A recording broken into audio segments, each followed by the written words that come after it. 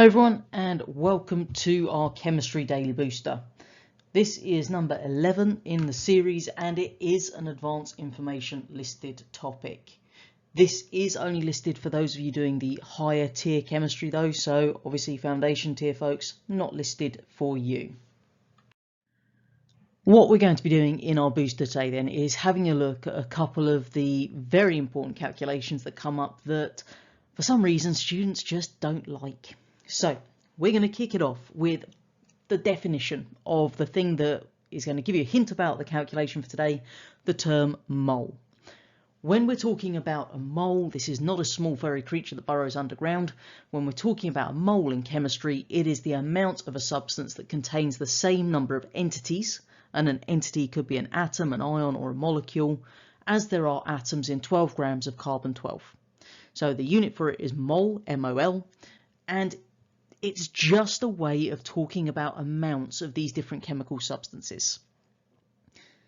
Another term that you need to know is Avogadro's constant. Now, quite simply, Avogadro's constant is this number 6.02 times 10 to the power 23. So we can see it down here. Now, Avogadro's constant, quite simply, is the number of entities in 1 mole.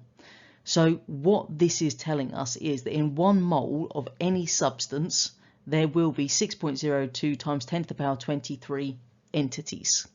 So that might be atoms, ions or molecules, doesn't really matter, 6.02 times 10 to the 23. So if you want to work out the number of, number of molecules of carbon dioxide in 2 moles. So if we want to know the number of molecules of carbon dioxide in 2 moles, all you do is 2 times our 6.02 times 10 to the power 23, and that then gives you your answer. But that will be, obviously, molecules of the carbon dioxide.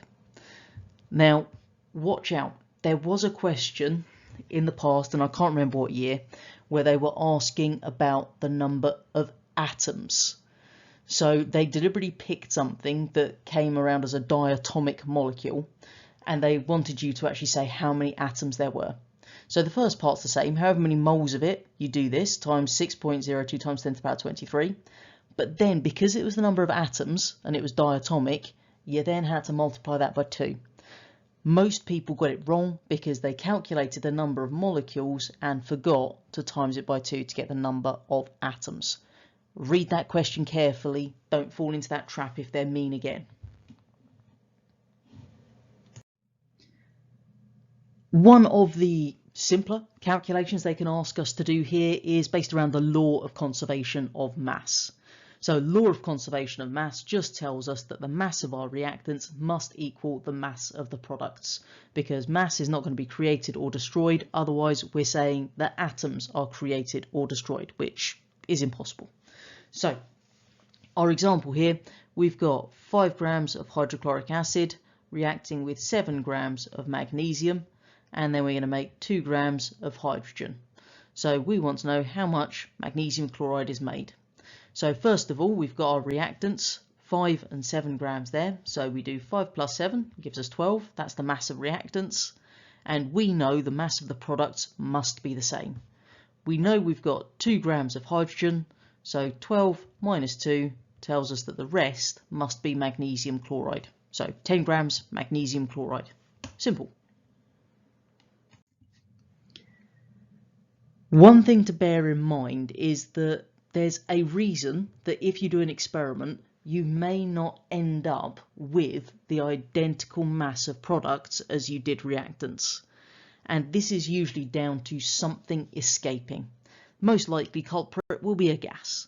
So if we're talking about a non-enclosed system, so something that has the ability for substances to leave it, then we could see a decrease in mass because things like a gas could escape to the surroundings. Our next one to work out in terms of a simple calculation is the molar mass. Now, you've already done this because when you work out the molar mass, what it is, it's the mass in grams of 1 mole of a substance. So it is literally going to be the same as when we worked out the relative formula mass all the way back in our earlier chemistry topic. So what we're going to do here is we have a look at our formula that we're given, and then using the periodic table, which they're going to give you, or if they're being super nice, they could even tell you in the question the atomic masses of each of the relevant elements. All we've got to do is add them up. So we need to look at our formula. There are 12 carbons because the little 12 to the bottom of the carbon means there's 12 of them. Carbon has an atomic mass of 12, so the first bit, 12 times 12. We then need to work out how many hydrogens we've got. There are 22. Hydrogen has a mass of 1, so 22 times 1. And then we've got 11 oxygens, which has a mass of 16, so 11 times 16.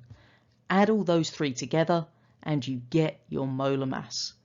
Now, molar mass is something you can work out in the mole questions.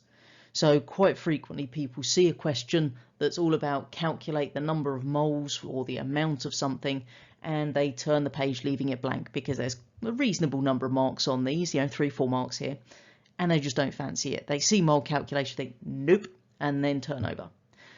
Don't do that, because the first thing you would do is we're going to start with the molar mass, and that's easy. We're adding and you get a calculator.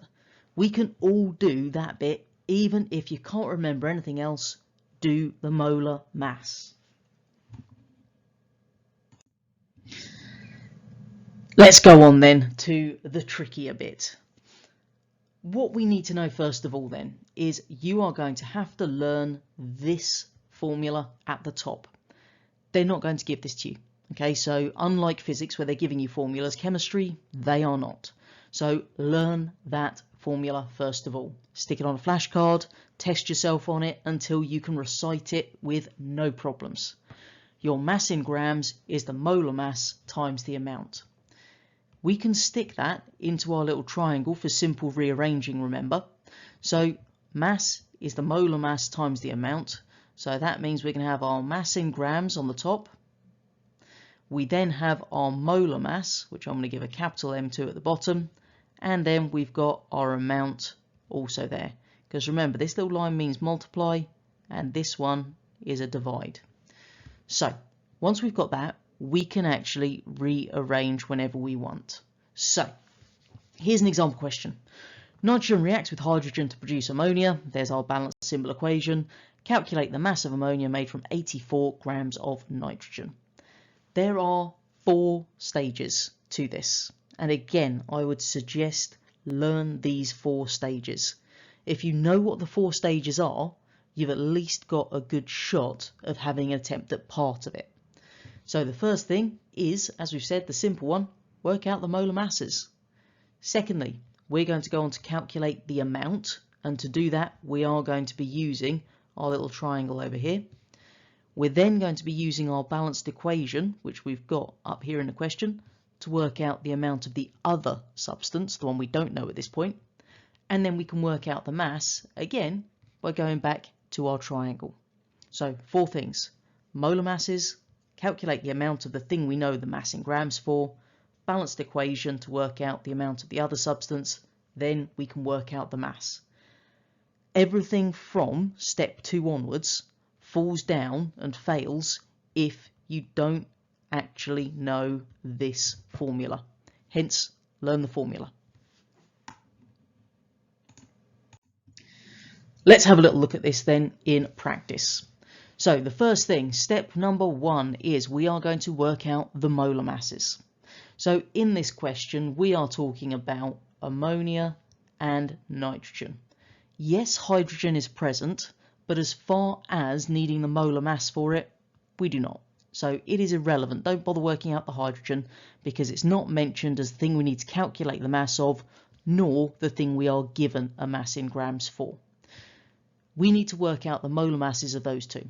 So we've got ammonia, which has the formula of NH3, and our nitrogen, N2. So using our relative atomic masses from the periodic table, we can work out the molar mass of nitrogen is 28, because 2 times 14, and the molar mass of ammonia is 17, because nitrogen is 14, plus 3 times 1, which is hydrogen. Step 2 is we need to work out the amount of the thing we know the mass for. So in the question, they tell us we have got 84 grams of nitrogen. So what we're going to do is we're going to be using this formula, but we need to rearrange it. So remember, we've got our little triangle, and we've got the mass in grams, our molar mass, and then we've got our amount. So because we want to work out the amount this time, so we need to work this out, it's going to be the mass in grams divided by the molar mass. So 84 divided by the molar mass for that particular chemical, nitrogen, 28. So 84 divided by 28, we have 3 moles. Step 3. This is where we're now going to use our balanced symbol equation. This one right here in the question. We know from this that 1 mole of nitrogen is going to be making 2 moles of ammonia. Okay? Remember, if there's no number in front, it's 1 mole. If there is a number in front, that's how many there are. So 1 mole of nitrogen makes 2 moles of ammonia. In terms of proportions, that will always remain the same.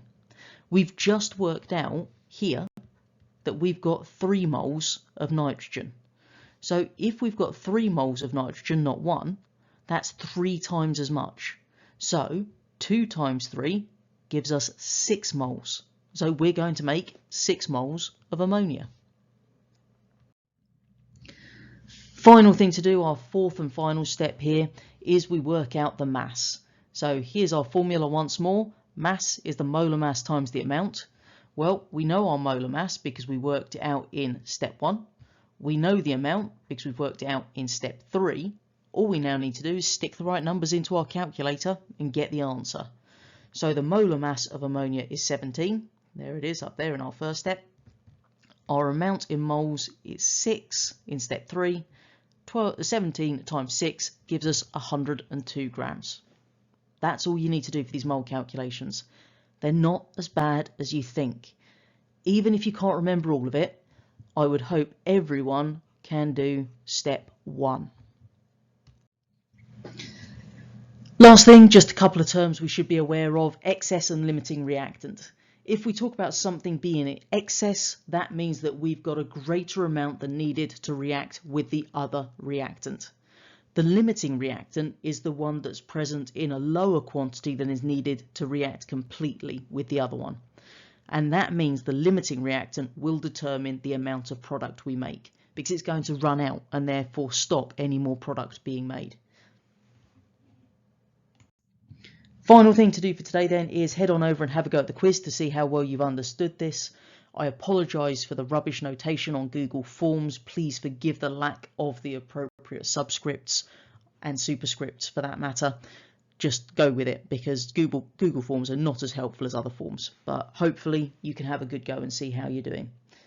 Obviously, if there are bits you want to go through in more detail, there are additional videos on the channel that go through things like mole calculations a little bit more gently than we've done tonight. But do try at least part of it on the paper. Don't forget to join us again tomorrow for our next Chemistry Daily Booster.